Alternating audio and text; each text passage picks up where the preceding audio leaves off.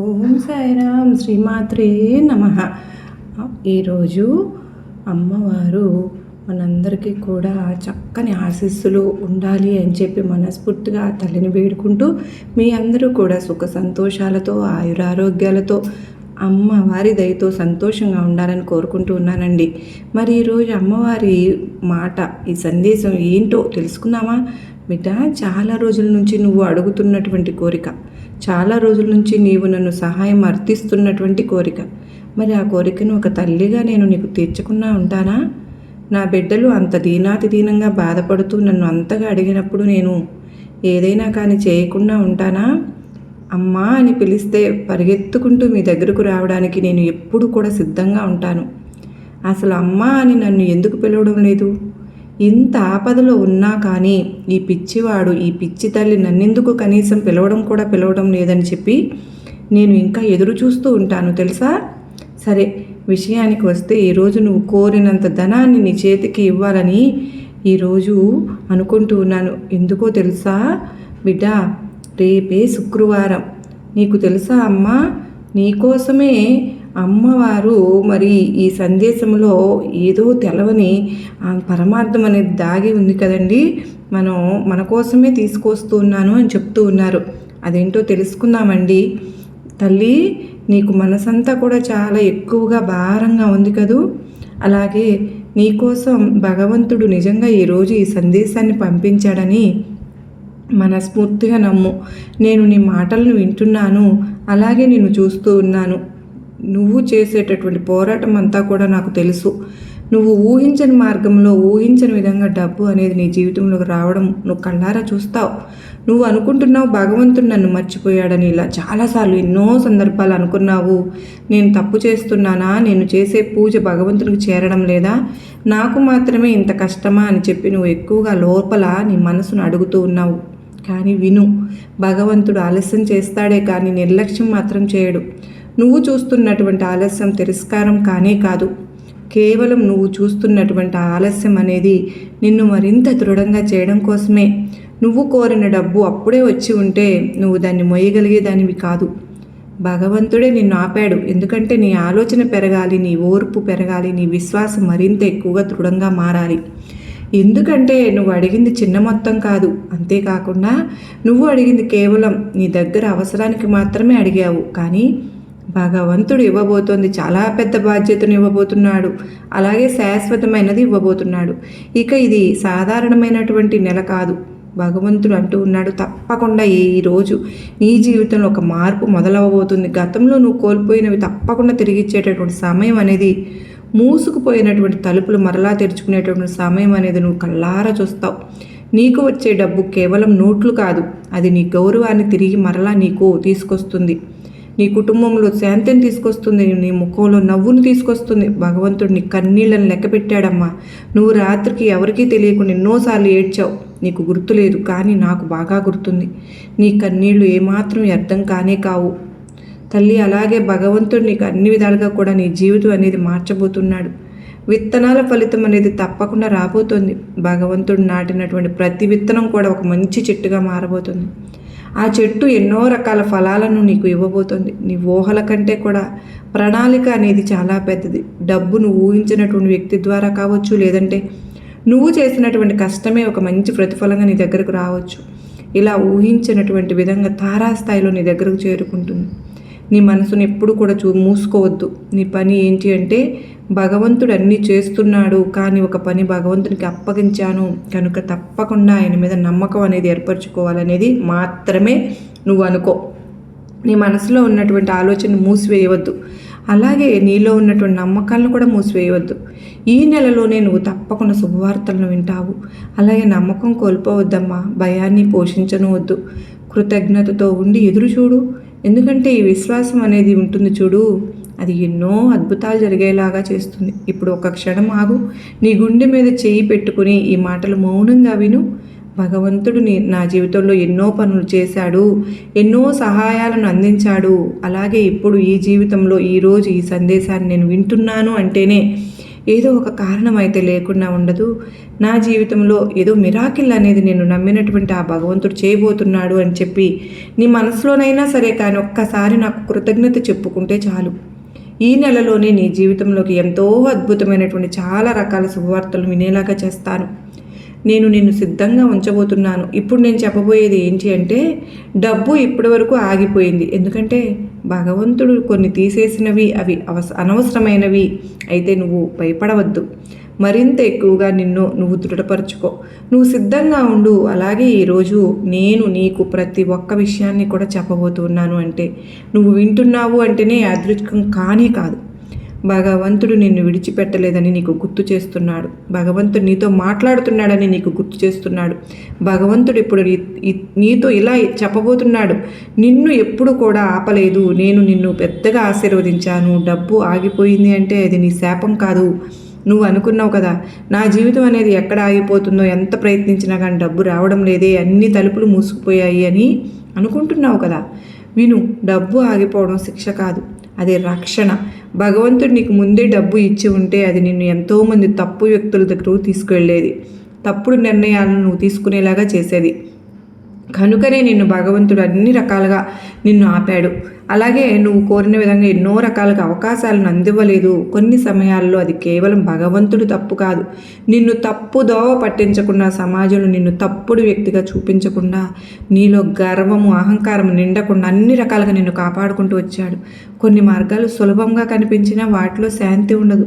అందుకే భగవంతుడు నీ కళ్ళ ముందు కొన్ని అంటే భగవంతుని మీద నింద మోపించుకోవడానికి సిద్ధంగా ఉంటాడు. కానీ నీకు మాత్రం ఎక్కడ కూడా ఎవరి దగ్గర కూడా తప్పుని వ్యక్తిగా నిలబడకూడదు అనేది ఆయన తపన. కనుకనే నువ్వు త్వరగా డబ్బు రావాలనుకున్నటువంటి ప్రతిసారి కూడా అది ఆలస్యం అవుతూ వచ్చింది. అలాగే సమాజంలో నిన్ను తప్పుడు వ్యక్తిగా చూపించాలని చాలామంది చాలా రకాలుగా నిన్ను నరదృష్టితోనూ లేదంటే చూసే విధానంలోనూ తప్పుడు విధానంలోనూ ఇలా చాలా రకాలుగా నీకు తెలియకుండా నీ వెనుక జరిగాయి. కనుక అవన్నీ కూడా చెప్పాలి అంటే నీ మనసును కాసేపు కళ్ళు మూసుకుని ఒక్కసారి నీ గతంలో జరిగినటువంటి విషయాలన్నీ కూడా గుర్తు చేసుకుంటే నీకే అవగతం అవుతుంది. అది శిక్ష కాదు, అలాగే నీకు తప్పు కాదు. కొన్ని కాపాడడం కోసం కొన్ని రకాల ఆలస్యాలు జరిగినాయి. నీలో ఏం మార్పు వచ్చింది, భగవంతుడు ఏ మనసు ఏ విధంగా మారబోతుంది అనేది కనుక నువ్వు తెలుసుకున్నట్లయితేనే నీ మనసు అనేది మరింత శుద్ధి చేశాడు భగవంతుడు. నీ మనసు అనేది పవిత్రం చేశాడు భగవంతుడు. ఏది తప్పు, ఏది ఒప్పు, ఏది ఆలస్యం అవుతుంది, ఏది మనకు మంచిది, ఏది మనకు మంచిది కాదు, ఇలా ప్రతి ఒక్కటి కూడా భగవంతుడు మన ద్వారా నేర్చుకునేలాగా చేస్తాడు. నువ్వు ఇప్పుడు అన్నీ నేర్చుకున్నావు. ఓర్పు, సహనంతో, ఆలోచనలతో, ఖర్చు విలువ, డబ్బు, ఇలా జీవితంలో ఎలా వస్తుంది, ఎలా పోతుంది, ఇవి లేకపోతే ఎంత కష్టంగా ఉంటుంది, ఇలాగే ఇది నిలవకపోతే మనం ఎన్ని అవసరాలకు అంటే అవసరాలకు ఉపయోగపడేటటువంటి ఆ డబ్బు చేతిలో లేకపోతే మనం ఎంతగా బాధపడతాము అనేటటువంటి విషయాల గురించి నీకు ఒక అవగతం అనేది వచ్చేసి ఉంటుంది. కనుక ఈరోజు నీకు స్పష్టంగా ఏం చెప్పబోతున్నాను అంటే, నీవు ఏదైతే కోల్పోయావో, ఏ జీవితాన్ని అయితే కోల్పోయావో, ఏదైతే నువ్వు పొందలేదని చెప్పి బాధపడుతున్నావో ఆ జీవితాన్ని నీ ముందుకు తీసుకొస్తాను.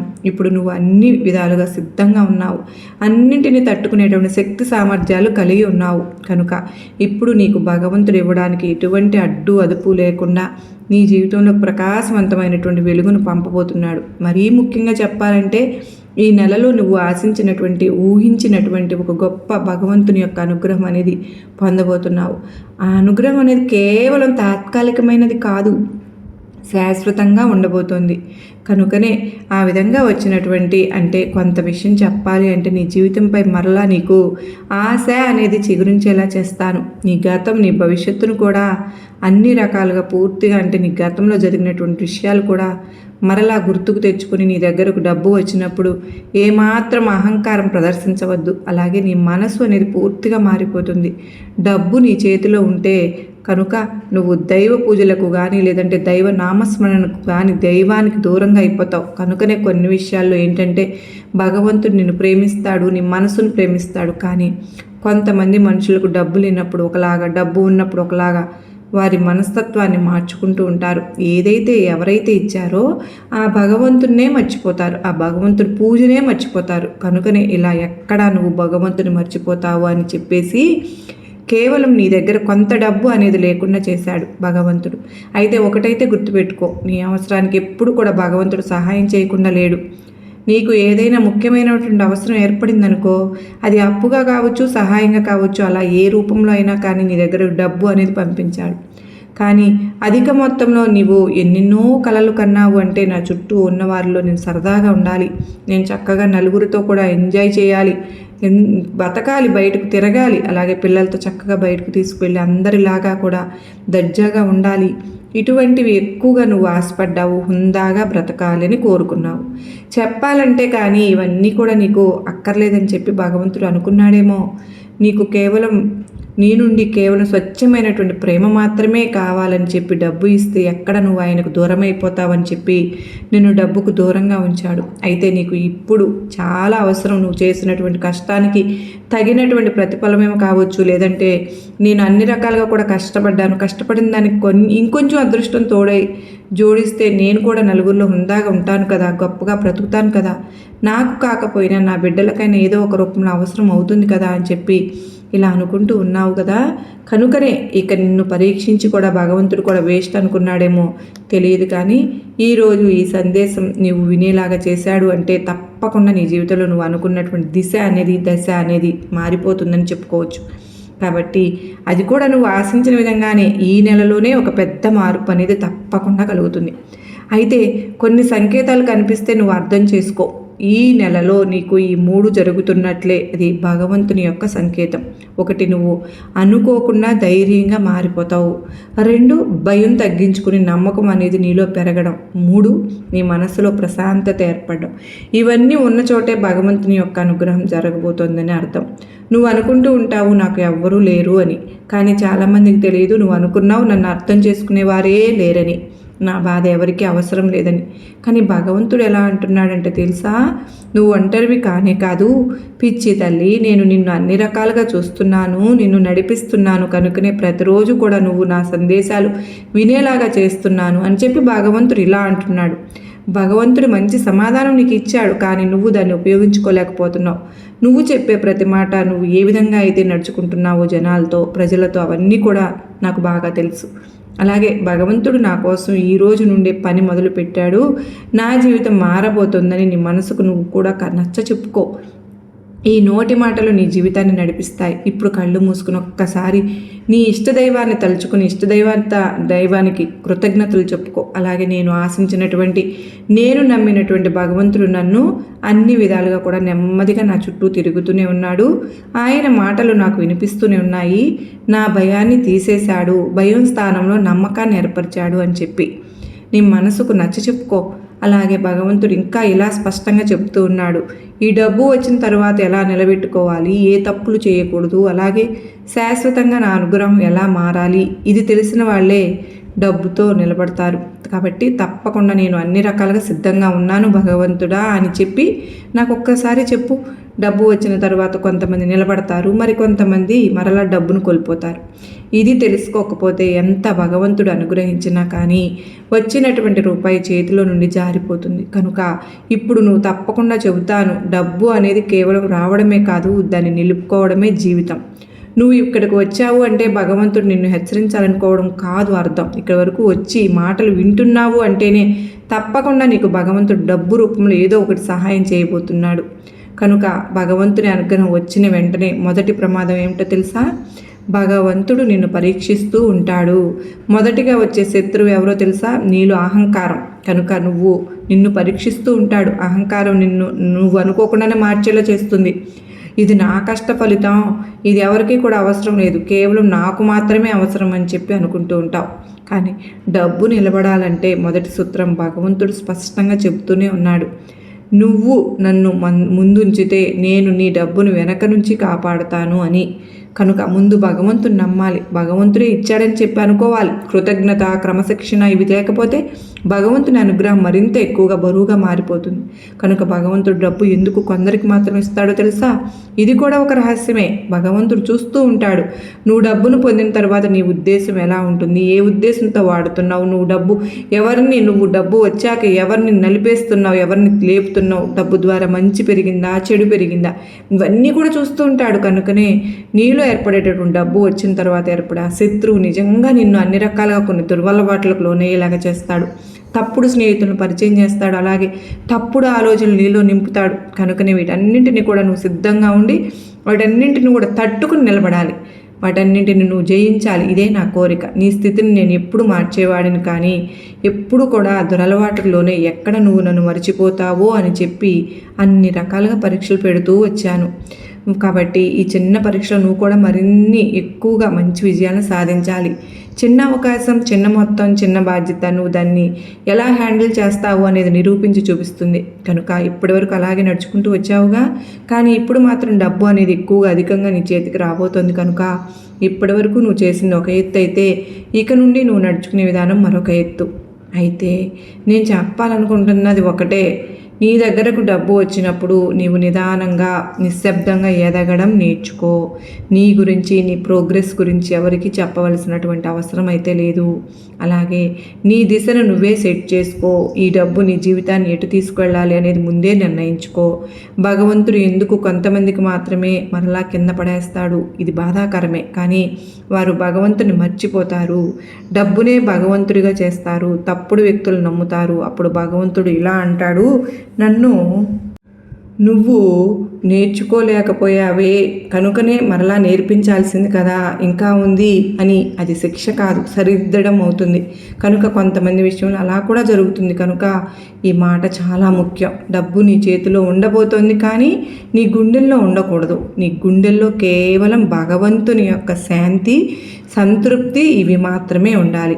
ఇవి ఉంటేనే డబ్బు సేవకుడిగా ఉంటుంది, యజమానిగా కాదు. ఇప్పుడు నెమ్మదిగా నీ గుండె మీద చేయి పెట్టుకుని ఒక్కసారి భగవంతుడు ఇవన్నీ కూడా నాతో చెబుతున్నాడు అని చెప్పి ఊహించుకునే తీరాలి. నేను నీకు ఇవ్వబోయేటటువంటి దాన్ని నువ్వు తప్పకుండా మోయగలుగుతావా? మోయగలిగితే అన్ని రకాలుగా సిద్ధంగా ఉండు. నీలో ఉన్న భయం తగ్గిపోయింది కదా, నీ లోపల ఒక ధైర్యం పెరిగింది కదూ. ఇప్పుడు భగవంతుడు నీ దగ్గరకు రాబోతున్నాడనే ఒక మంచి ఆలోచనలతో నువ్వు ఉండు. నువ్వు నమ్మినటువంటి ఆ భగవంతుడు నిన్ను ఎట్టి పరిస్థితుల్లో కూడా మోసం చేయలేదు. విన్నారు కదండి, చక్కని సందేశం. మీ అందరికీ కూడా నచ్చిందనే అనుకుంటున్నాను. గొప్ప నమ్మకాన్ని, ధైర్యాన్ని కలిగించింది అనుకున్న ప్రతి ఒక్కరూ ఈ వీడియోకు ఒక చిన్న లైక్ ఇచ్చి సబ్స్క్రైబ్ చేసుకుని నాకు సపోర్ట్ అందించండి. మరలా మరో చక్కని సందేశంతో కలుసుకుంటాను. అంతవరకు అమ్మవారి ఆశీస్సులు మనందరిపైన నిండుగా మెండుగా ఉండాలని మనస్ఫూర్తిగా ఆ తల్లిని వేడుకుంటూ అందరికీ నమస్కారం అండి. శ్రీమాత్రే నమః అని కామెంట్ చేయడం మాత్రం మర్చిపోవద్దు ఫ్రెండ్స్. సర్వే జనా సుఖినో భవంతు, లోకా సమస్త సుఖినో భవంతు.